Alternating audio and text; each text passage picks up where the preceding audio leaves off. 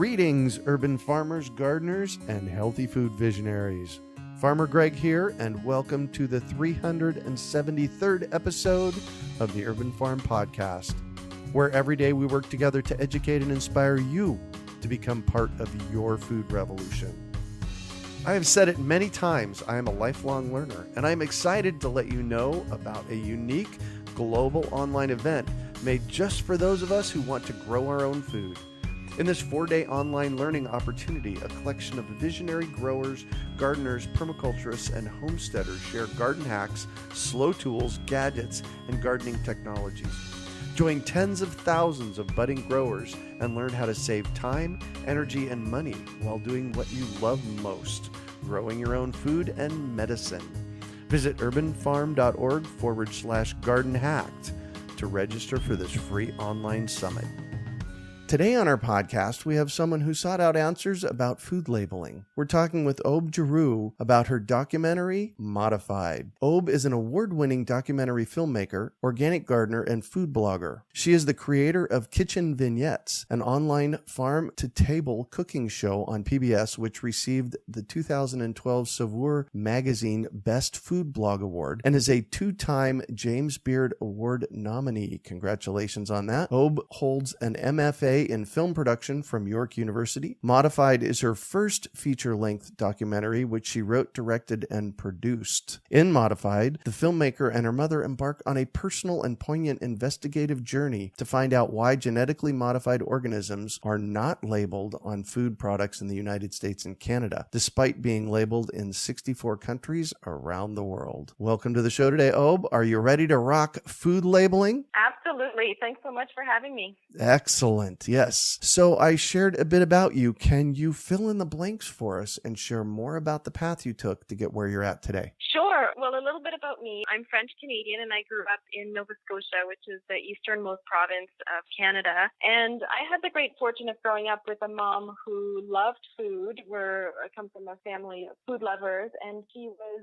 a huge gardener. And so she grew a lot of the food that we ate when I was growing up. So I really grew up with this intimate connection with the food I was eating and a real understanding and appreciation of how it was produced and what it took to grow it and how it got to our dinner plate. And food and gardening have always been a huge passion of mine. And then sometime around my mid to late 20s, I lived in Europe for 2 years. And in Europe, genetically modified organisms that are in food products have to be labeled. So when I came back to North America, I was really bothered that here in the United States and in Canada, that we don't have labeling of GMOs. And GMOs had really become a real passion of my mom. She was doing a lot of research about them. She was buying every book she could find on the topic and then, of course, sending them to me, which I didn't always want them at the time. But once I started looking into it myself, I also got very interested in the issue of genetically engineering our seeds and our crops and our food. And so that's how this whole film kind of started. The film that we're going to talk about today, my film Modified, really started from this very basic question of why don't we have GMOs labeled here in North America? Wow. And that was a long, incredible journey, I'm sure. It really was. It took me 10 years to complete the film. Wow. I can definitely say it's by far the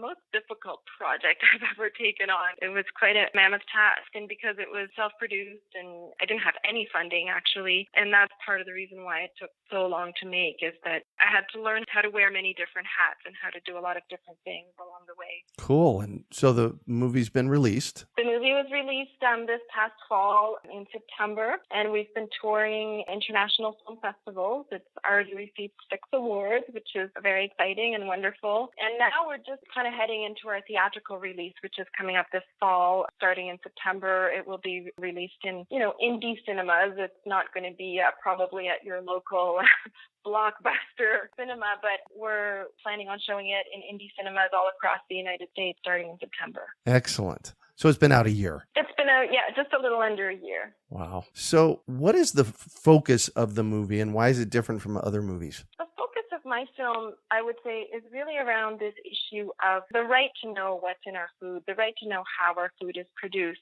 And even though it is a film that is, I would say, somewhat critical of GMOs, the way that this technology is currently being used in our food, namely, like one of the main ways is to engineer crops so that they can resist herbicides. That's about 85% of GMOs that are the main reason why they've been modified. But really what the film is about is this issue of transparency, and that when we use new technologies, it's not necessarily to say that, this technology is evil, but it's more just to say that people do have a right to know when we're using new technologies, when we're producing our food in new ways, and that everyone has the right to make their own choice.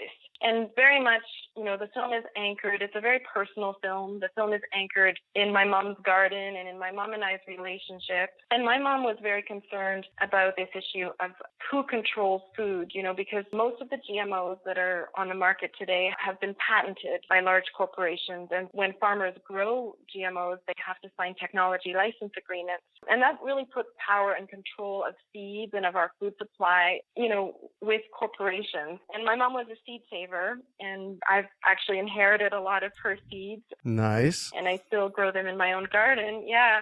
But she really believed that people had a right to grow their own seeds and that living organisms should not be patented, and especially not by large corporations. Yeah, amen to that for sure. So you've mentioned her a couple of times as if she's not here any longer. Did she pass on?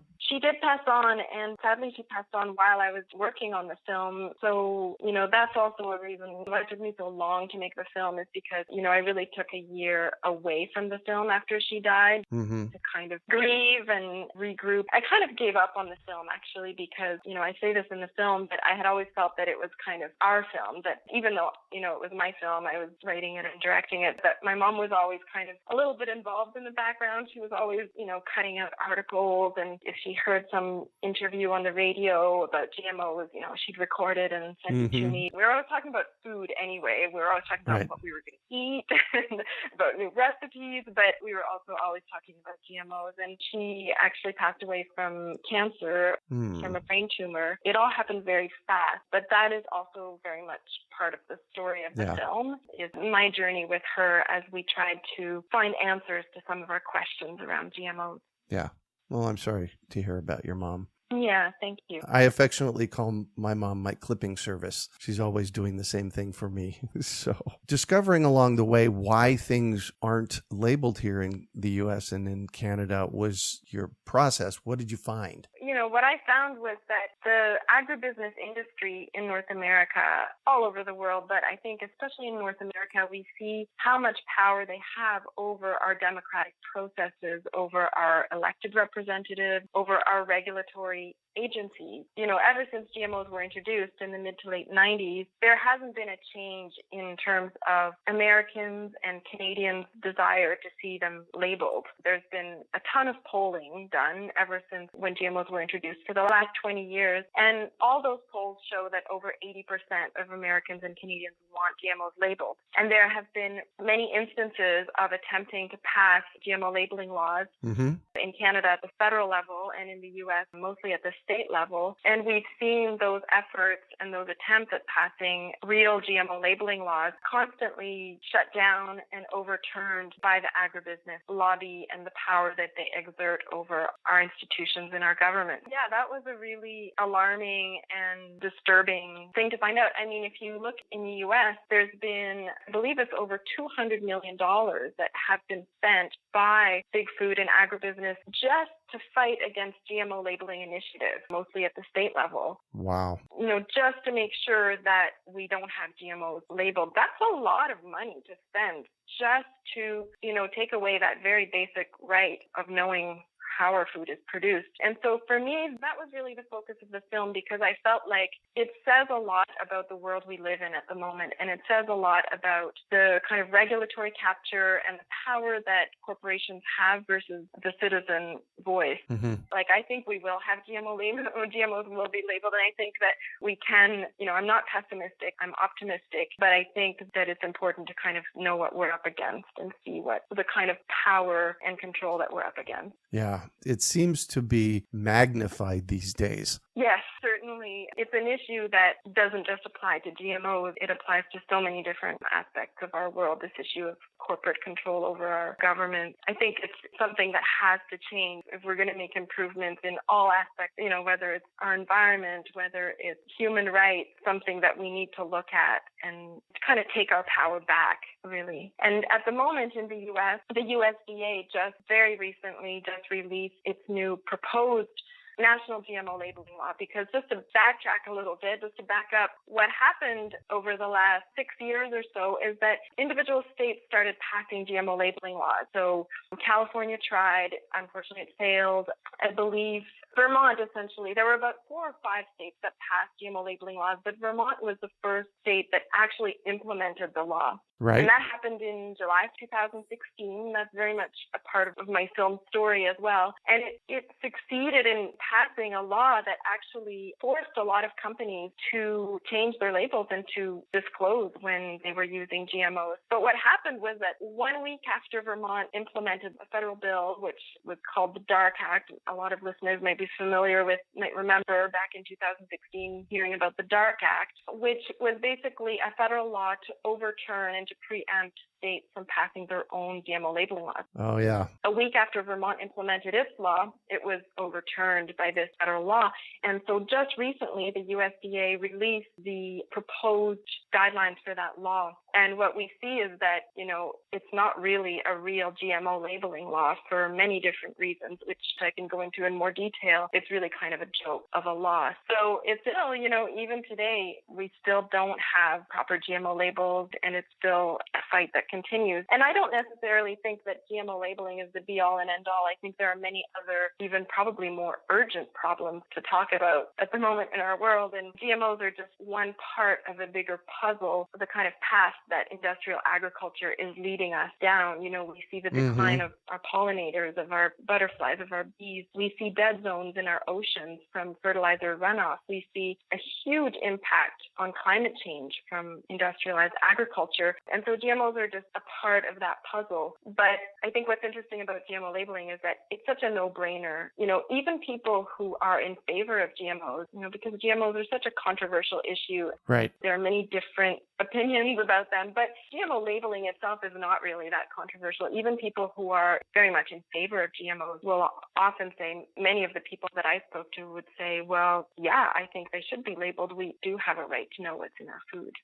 And really, that's what it boils down to with labeling, is it's about our right to know. Exactly. So what do you think is the most compelling piece of your modified movie? Well, it's been amazing showing it to audiences, after so many years of working so hard to finish it. And the number one thing that people come up to me after screenings and say is that they were very moved by my mom's presence in the film. And people really say, your mom is the heart of this film, and thank you so much for sharing her with us and sharing her spirit. Nice. Her life values. And that's very emotional and touching for me to hear. And I hear it almost at every screening, and it's been so special. And it was actually a really difficult choice to make a personal film. I didn't really necessarily set off to make such a personal film, but through the long process of creating it and working with the footage I had and working with different editors and my co-producer, and everyone was encouraging me to be more present in the film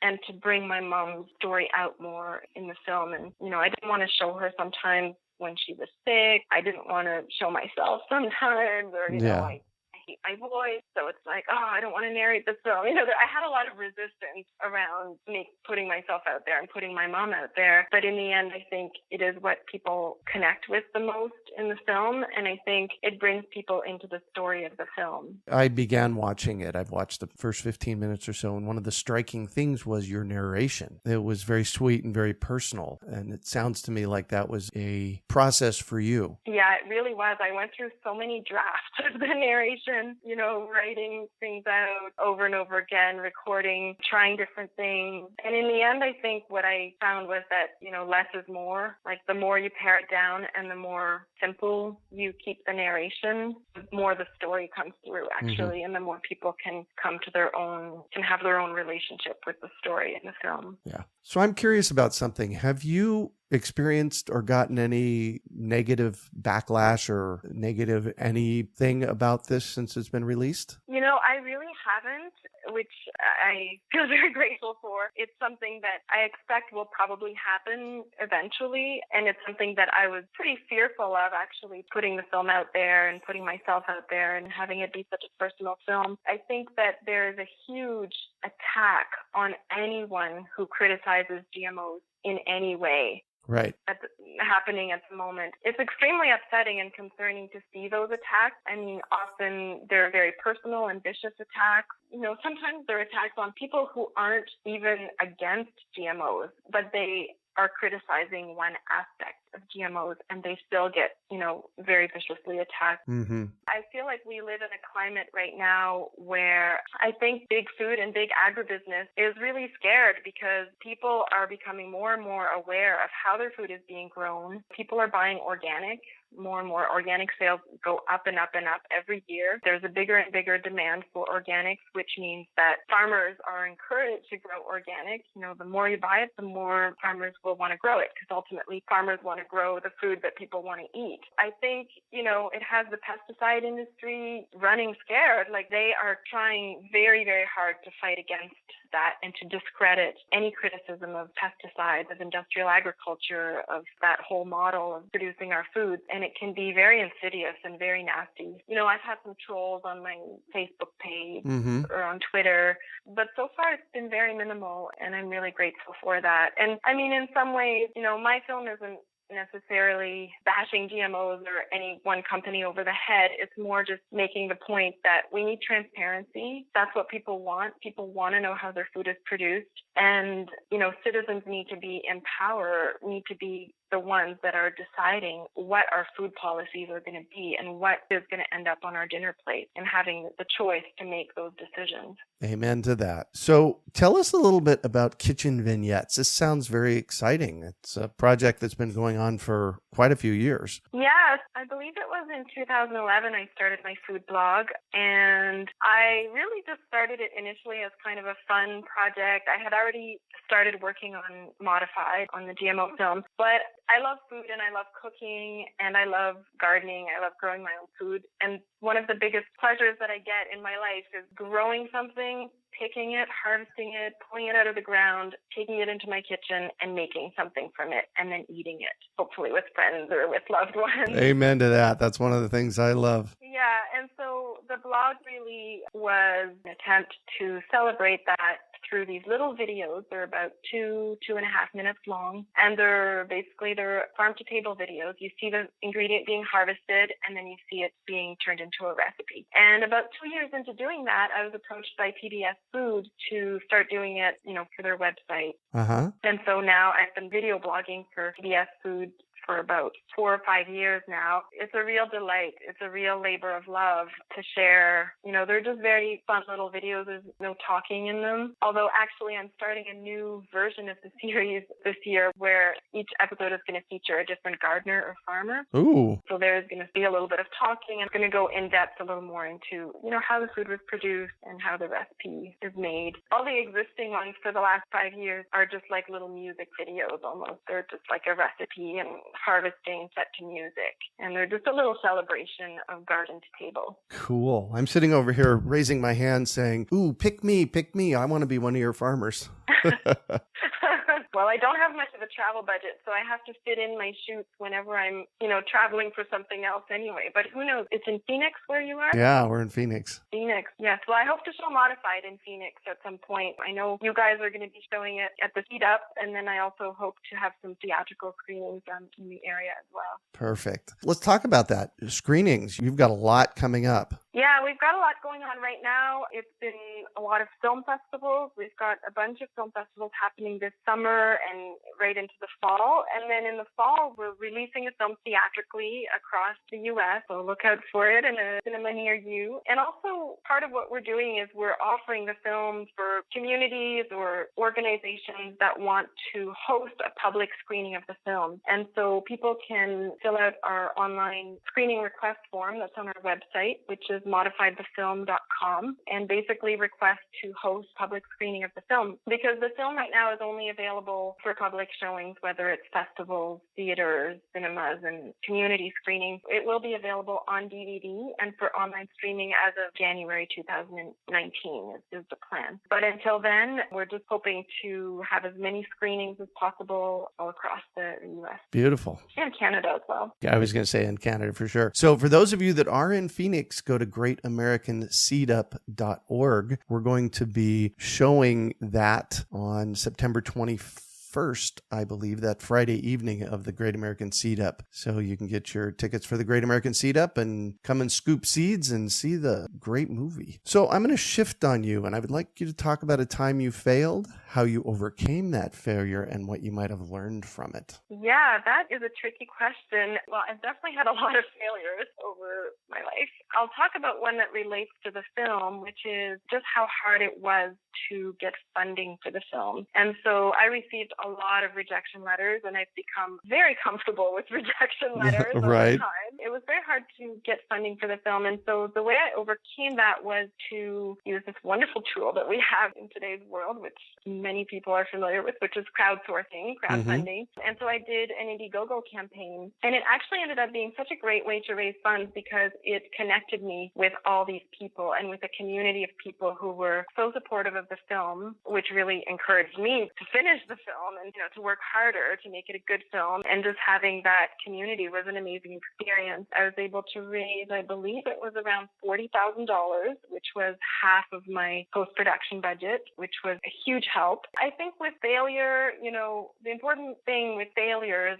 to not see it as that you yourself are the failure, and to kind of like disconnect it from yourself, that, okay, this is something that didn't work out, but it doesn't mean that I'm a failure. And it just means like, keep going, try something different, try something new, and see how that works for you. And oftentimes it opens up new possibilities. Perfect. So I just hopped onto Indiegogo, and it looks like you have a campaign still running. I am always looking for contributions still, because it's actually still paying off the cost of making the film. Yeah. Distributing the film is also very expensive. Mm-hmm. We do have a section on our website where people can make a contribution to the film if they wish, and that is on modifiedthefilm.com. Excellent. Thank you for that. So what do you consider your biggest success? I'm not sure about success, because success is such a tricky thing to measure, but I would say that this film is my biggest achievement, I would call it, maybe, as opposed to a success we'll see over time, but definitely it's my biggest achievement. It took me 10 years to make. I had to overcome a huge amount of personal, logistical, financial, creative challenges. To get it to the finish line, and I did it. I am very proud of myself for that. So I can say that's the hardest thing I've ever done, but it's my biggest achievement. Congratulations. That's awesome. So what drives you? I was really raised with this concept of leave the world better than you found it. It was a big philosophy of my mom's. As we all know right now, the world is a pretty messed up place. I think there's so many areas to focus on and to work on, and I feel very motivated to always be looking for ways to make our world a safer and a better and a more joyful place to be in. And so I would say that philosophy of leave the world better than you found it is what drives me the most. Yeah, one of my big drivers. And the reason I ask this question is because most of what I do isn't for me, and I don't have children. So it's for the younger people of the world, the kids of the world, to leave it a better place. So I understand that completely. Yes, exactly. So if you could recommend one book for our listeners, what would it be and why? Yeah, again, that is such a hard question because there are so many amazing books out there. And I'll recommend one that relates to GMOs and the topic of my film, which was a book that really helped me so much in my research and to better understand all the different issues around GMOs. And that book is called Altered Genes, Twisted Truth, and it's by Stephen Drucker. And it's an excellent book for anyone who wants to really go more in depth and understand GMOs a little bit better. Yeah, I started reading books about GMOs in the early, I guess we're calling them the aughts. So like 2000, 2001. That's when they really came into, the public view. And that's one of them that I picked up. Got another one? Yeah, another book about GMOs that is in some ways has parallels to my film because it's told in a very personal voice. It's a first person story. And actually it has the same title as my my film, which is really funny. I actually contacted the author when we were, finalizing our title, because I had done a Google search and realized, oh my gosh, somebody's already using that title for a book that just came out. And so I got in touch with her and we had a little discussion and back and forth. And then we decided, okay, it's fine. Like her book is, and my film are going to have the same title. We're both fine with it and we're going to go with that. So her book is called Modified. So her name is Caitlin Shetterly, and she's the author of the book Modified, which I highly, highly recommend. It's a beautifully told story, really told in the first person about her own personal health struggles, those of her family, and kind of this trek across the country and this investigative journey that she went on. And it's a really compelling book to read. Excellent. Thank you for that. What one final piece of advice do you have for our listeners? Again, I'm going to turn to the wisdom of my mom for that. And really, it's actually how my film ends, is this quote from her, which is that she believed that with every bite we eat and every food item we choose to buy, we're actually making a choice about what kind of world we want to live in. Do we want to live in a world that is sprayed with pesticides, where bees are dying and, our oceans have bigger and bigger dead zones every year? Or do we want to live in a world where agriculture is sustainable and where more small farmers can make a decent living and we can have sustainable family farms come back to our rural communities? That's definitely the world I want to live in. So I think my biggest advice is vote with your fork. And importantly, enjoy your food, because we always, I think, when we take pleasure in eating and enjoy our food, it also makes us more curious about how it was grown, and it makes us want to be proud of the food choices that we make, whether we grow it ourselves or whether we go to our local farmers market or, support our local agricultural communities. I think voting with our fork is a very powerful form of activism that we can all do, because we all eat, we all make food choices. I would say that's my biggest piece of advice. Awesome. Well, thank you so much for joining us on the show today, Aube. Thank you so much for having me. It's been a pleasure. So how can our listeners get a hold of you, find out more, host a screening? Yes, people can go to our website, modifiedthefilm.com. There is a host a screening page on our website where they can fill out the form and request to host a screening in their community. We're also on social media. We're Modified the Film on Facebook. I'm Kitchen Vignettes on Instagram. I chose not to do a specific Modified the Film Instagram page because I already have my food blog page, so I kind of just put everything there on that Instagram account. But that is at Kitchen Vignettes, and on Twitter I'm at Aubergine Blog. But yeah, the website is kind of the hub of where people can find everything and also get access to all the recipes that are in the film, because that's one of the top questions I get also after film screenings is how can we get the recipes that are in the film? And they're all there on the website, modifiedthefilm.com. Beautiful. You can find show notes from today's podcast at urbanfarm.org/modified. We are your urban farming resource. You can find our podcast on iTunes, Google Play, Stitcher, iHeartRadio, and more. Also visit urbanfarm.org to find articles, podcasts, webinars, courses, and more. Well, that's it for today. Thanks for joining us on the Urban Farm Podcast. I have said it many times, I am a lifelong learner, and I'm excited to let you know about a unique global online event made just for those of us who want to grow our own food. In this 4-day online learning opportunity, a collection of visionary growers, gardeners, permaculturists, and homesteaders share garden hacks, slow tools, gadgets, and gardening technologies. Join tens of thousands of budding growers and learn how to save time, energy, and money while doing what you love most, growing your own food and medicine. Visit urbanfarm.org/garden hacks to register for this free online summit. We hope you enjoyed today's episode of the Urban Farm Podcast. Remember to listen for tips, advice, and resources to help you on your journey with urban farming. You can find us on the web at urbanfarm.org or send us an email to podcast@urbanfarm.org. In the words of Vincent van Gogh, great things are done by a series of small things brought together. Be encouraged that with each lesson learned and skill developed, you are one step closer in the direction of your dreams.